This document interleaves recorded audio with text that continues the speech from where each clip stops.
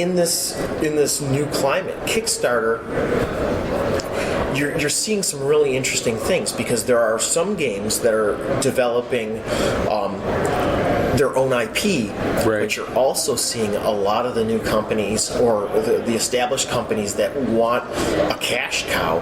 They're going for the licensed game, because somebody may have been able to game in the Warhammer 40,000 universe for forever, but they've always loved Star Wars, and now they're buying Imperial Assault or X-Wing.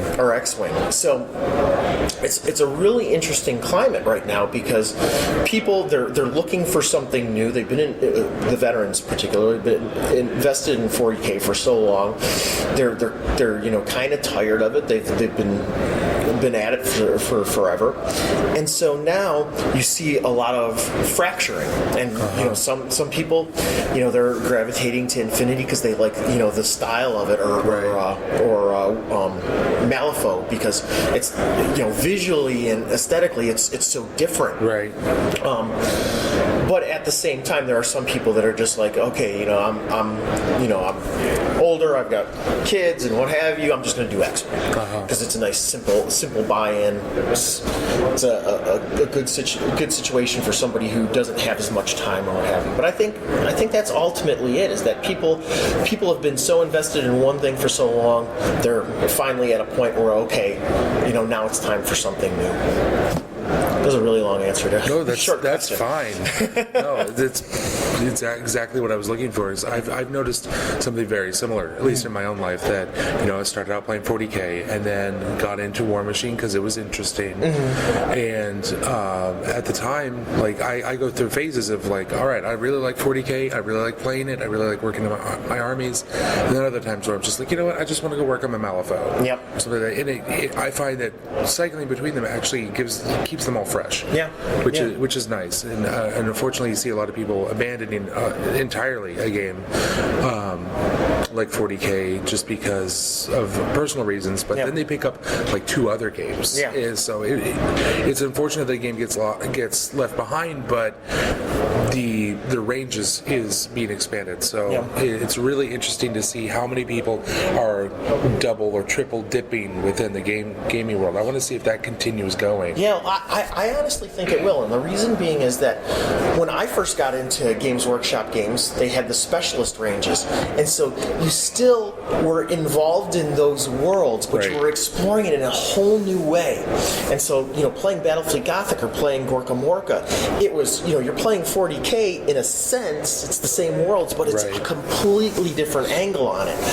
And once Games Workshop, and I understand because I worked for Games Workshop at the time that they phased specialist games out. That was a sad day. It was a very sad day, but at the same time,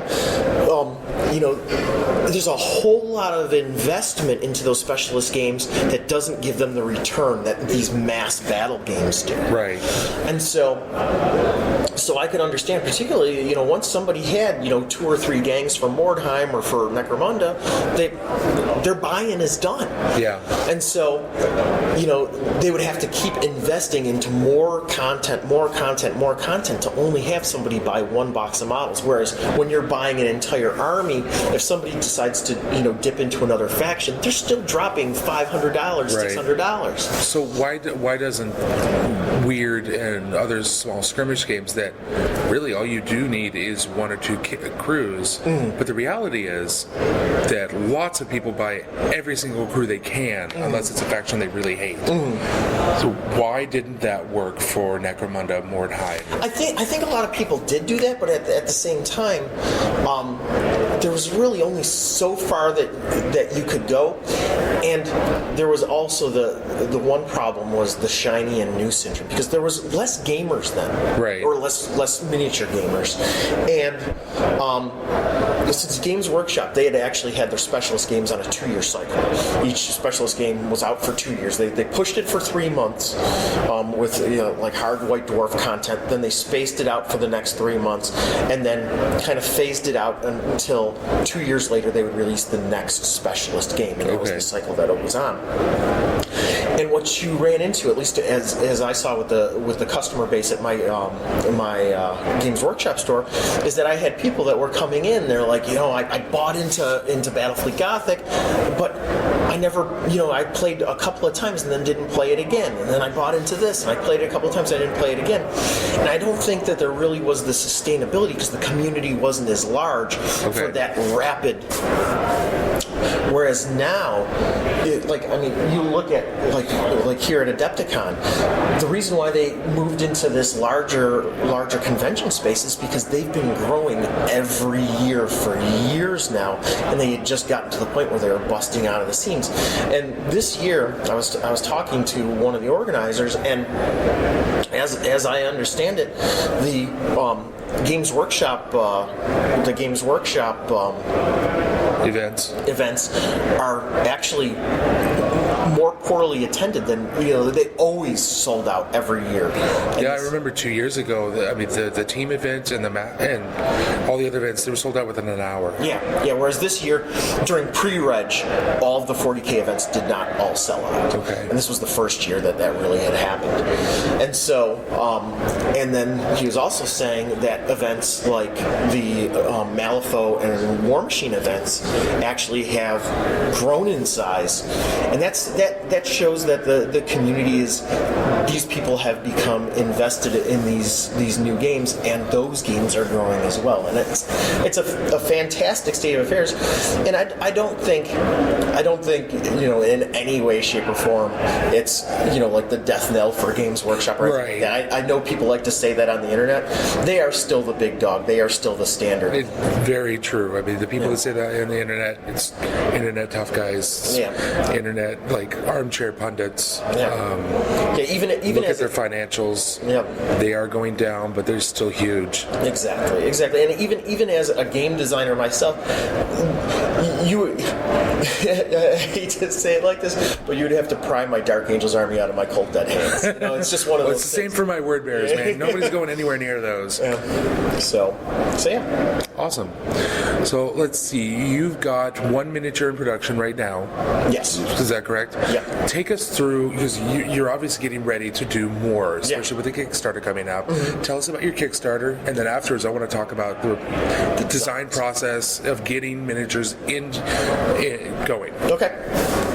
Well, essentially, Kickstarter is going to launch on Monday. Okay. And what date is that going to be? Ooh, yeah, good question. So I'm not sure when this is going to get out. This could be a couple weeks. Monday would be 23rd. On the 23rd of March 2015. So if this isn't out before then, I'll make sure to put something up on the website for you. Thank you very much. So yeah, it's going to launch on Monday the 23rd of March, and my goal with this Kickstarter is actually it's like how the game is micro skirmish. It's a micro goal. Okay. I'm trying to only raise $2,000, and that $2,000 is to cover the manufacturing of a box set of 8 models. Okay. And it's essentially a starter set. Okay. It's got three prods, which are the security officers, and 5 breakers, which are the miners. Okay. And it directly correlates to the characters that are in the introductory scenario that is in the downloadable PDF. All right. So that way you can have your models and get play testing right away. And that is the hook, is that I'm trying to get people to get some models, download the rules, and start playing and giving me feedback so that I can then kickstart again in September to do the rule book and the deck of initiative and equipment cards. Okay. So this is just a really basic Kickstarter. $2,000 seems super doable. Yeah. Especially for some nice miniatures. I've seen some of the sculpts. They're pretty nice and very clean. Yeah. They're very similar to another game. Why is that? They're very similar to Ethereum because we're actually one of the guys from Ethereum, Brian, and I are friends, and he's actually been invaluable in giving me all sorts of contacts for different people to do different things, and one of those is we've got the exact same sculptor. That's awesome. Yeah. Well, I've talked to Brian. He's a fantastic guy. Yeah. I'm really glad he's helping you out. Yeah. So take us through the design process of getting, at least on such a small scale like yours, getting miniatures into production. Yeah. Well, essentially, you start by getting concept art, and so you have to track down an artist and commission concept art. You need to get it from multiple angles so that a sculptor could then look at it and be like, okay, this is what's supposed to go where. So you get your concept art. I'm working with a guy named Gang Gendel, John Gang Gendel. He's from the UK, Viking reenactor, and he's also an artist. And so he's done all the concept art for all of the initial characters, and he's kind of laid a lot of the groundwork. So Gang Gendel, he's produced the concept art, and so then I take the concept art and I send it to Tim Berry. And Tim Berry is a 3D sculptor. Okay. He's worked with Ethereum. He's also worked with Torn Armor. And so Tim Berry, he does 3D sculpt, and then the 3D sculpt has to be sent to somebody for prototyping, because we have to get the 3D prototype prints. Prototyping gets done. It's actually a quick turnaround process. Usually you have the prototypes in your hand 2 weeks after you submit the 3D renders, and the next stage after that is actually, for me, the most annoying. Okay. Because before you can send it to get cast, you actually have to take the 3D prototype, and there's all sorts of kind of like sprues. They call them gates, and they're all sticking out of there's nubs all over the place, and you have to try and preserve the detail while removing all of these nubs. Okay. And the plastic does not behave the same as like Games Workshop plastic, and you can actually accidentally pit holes in your models by snapping the. You have to have the really patient, sharp blade, and just kind of work it. And so then once you get your print prototypes all cleaned up, then you send them off to a forge. I'm currently working with Valiant out of Madison, Wisconsin. Okay. Yeah. And Valiant, they are fantastic. They the first batch of models that I had, I chose not to clean off my own gates. I dabbled with it and it didn't go well, so I sent some of the other models that I hadn't tried to clean, sent them to them and had them clean them up. But what they did is, instead of cleaning up the models, they actually do a wax cast, and then they clean up the wax cast. So they actually, just like jewelry, they cast it. They take your prototype, they cast it in wax, use that to do the cleanup, and then use that to make the master mold. Okay. That's a good idea. Yeah, and so that way, when there were errors, they were able to use the wax cast to clean up all of, like, if they missed a gate and I was like, hey, there's this weird thing on the shoulder pad or whatever, they were able to go back and use the wax cast and clean that up and use that to make a new master mold. Nice. Yeah, so it's really nice, but the one thing that I found is that there were certain details that they just didn't know weren't gates, because they were like rivets or whatever, and they look like the same type of nubs. And so I decided with the later ones to clean them up myself with a nice sharp X-Acto blade and really take my time with it. And so yeah, it's been a fantastic process. And so now at this point, my next stages are just to print the character cards, and I'll be doing that through Salcedo Press in Chicago. Okay. So, one of the things, there's been the whole longshoreman thing. Yeah.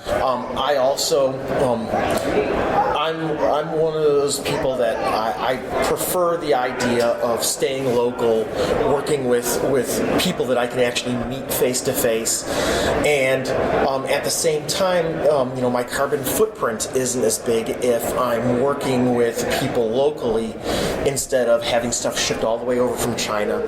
My game takes place in a dystopian future where essentially everybody's indentured servants or slaves. So, working with Chinese factory labor where things are it really kind of doesn't fit in with the undertones of what my game is trying to convey. You're trying to maintain maintain that what's the word I'm looking for? That level of integrity to not bring your own game into reality. Yes. Yeah. And in fact, Salcedo Press in Chicago, it's not the cheapest printer to go through, but they are owner-run and union. So that's why I selected them. Okay. So I've worked with them before because for years I was involved in running my own record label, and they would print my covers, my record covers. So really good people to work for, or work with.